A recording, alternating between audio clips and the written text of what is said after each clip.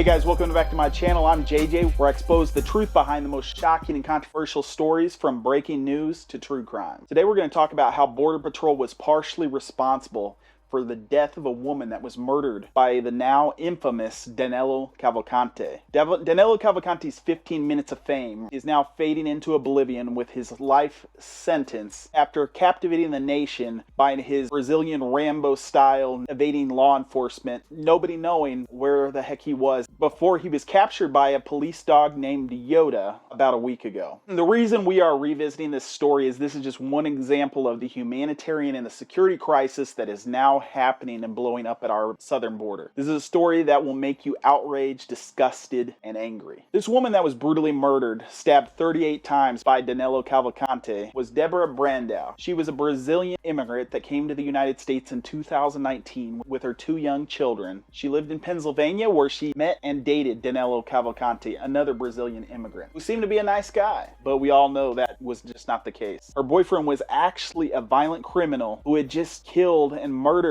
a man in Brazil in 2017 over a simple car repair bill. This guy was the scum of the earth. He used fake documents and aliases to hide his identity and avoid arrest. He entered the U.S. illegally through the southern border in Texas. We don't know where exactly he crossed or what happened, but we do know a violent murderer entered the U.S. in 2017. He then made his way to Pennsylvania, where he started a relationship with Brandão. He was abusive, jealous, and violent towards her, and after a short time dating him, he filed for a protective order against him in December of 2020. When she found out about the warrants that he had in Brazil, she had had enough, and she even threatened to expose him. But this was a mistake, because she didn't know the lengths that Cavalcante would go to try to remain free. And then on one fateful day in April of 2021, Cavalcante snapped, stabbing Brandão 38 times in front of her children. He was arrested shortly thereafter, and then just 4 months later sentenced to life in prison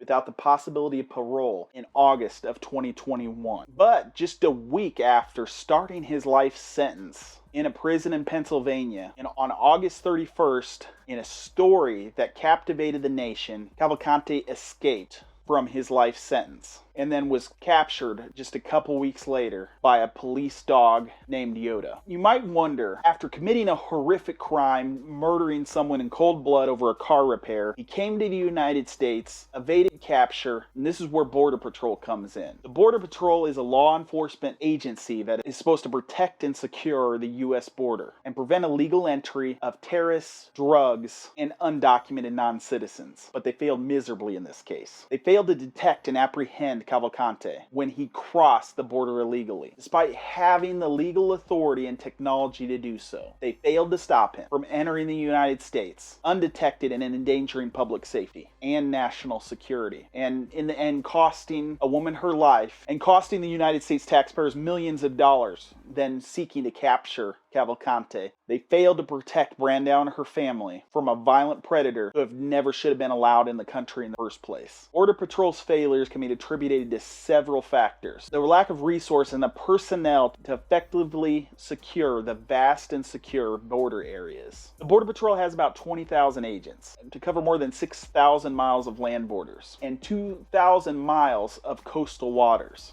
That is not enough to stop illegal crossings. Another factor is the increasing number of asylum seekers, and many of this is caused by a political climate where they just don't care. They don't care that the chaos that is caused and the burden on our country, and they aren't doing more to stop this crisis. Border Patrol is overwhelmed in just the fiscal year of 2023 alone of just what is known about 1.6 million encounters on the southern border, and that is more than double the number in 2022. Border Patrol is swamped. They can't stop all illegal activities because they're dealing with a humanitarian crisis. They have a security crisis, a humanitarian crisis, and they're overwhelmed. And they have leadership both in Homeland Security and at the upper levels of federal government that is not lending any support to this overburdened agency. And one of the most troubling facts is about the situation currently at the border. Things are already bad. And yesterday, the Biden administration offered 470,000 Venezuelan immigrants temporary protected status, and this is sure to cause a new surge in the humanitarian crisis at the border. At every turn, the federal government is making decisions that are continue to make decisions situation worse. These people are not being vetted properly. What we do not know fully the damage that is going to be caused for generations to come because of the irresponsibility and the failings to secure our country. The eligibility for this protected status is on self-declaration. So taking people like Cavalcante at their word, taking the safety of your family at the word of people that will say anything and do anything and say anything for the supposed American dream. They could have used aliases and false documentation like Cavalcante and have a history of violence and criminal activity in their home country. The TPS program is supposed to be a temporary program that does not provide a permanent path to residency or citizenship. But in the past, some of these TPS designations have been extended for years or decades. And these people have settled in the U.S. with no intention of returning to their home country. This is going to encourage other Venezuelans to come to the United States and surge to the United States in hopes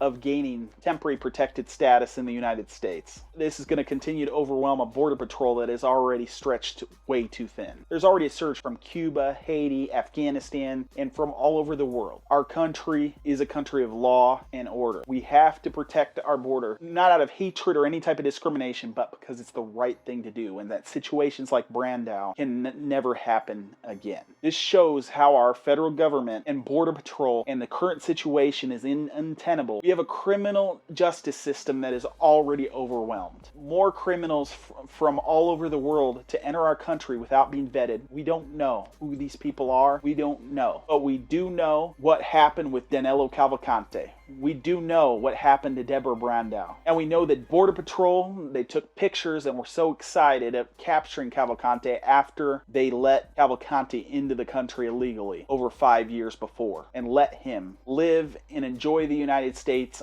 while he was wanted for murder. And the family of the gentleman that was murdered in Brazil were waiting for justice while he was, living the good life here in the United States without anyone knowing, without anyone looking for him, without any repercussions, until he stabbed Deborah Brandao 38 times in front of her children. And I don't think that Border Patrol should be taking pictures and happy because those children are going to live with that the rest of their lives because they didn't because one day in 2017 they did not stop Danilo Cavalcante from entering the United States illegally. So how many more times is this going to happen? How many more times are they going to let this happen? Without an appetite for law and order, without an appetite for doing the right thing and an orderly process to secure our country, to secure our families. And it's also about the homeless population. It's about everything, all of the people that are trying to live the American dream already in the United States and are suffering and struggling from violence, from crime, from drugs. And we don't have the resources to take care of our own people even. Thank you so much for watching. I'm going to be coming at you with more controversial topics from true crime and breaking news. I appreciate all of you. Hit the like and subscribe, turn on the notifications, hit the bell, and I'll see you all in the next one.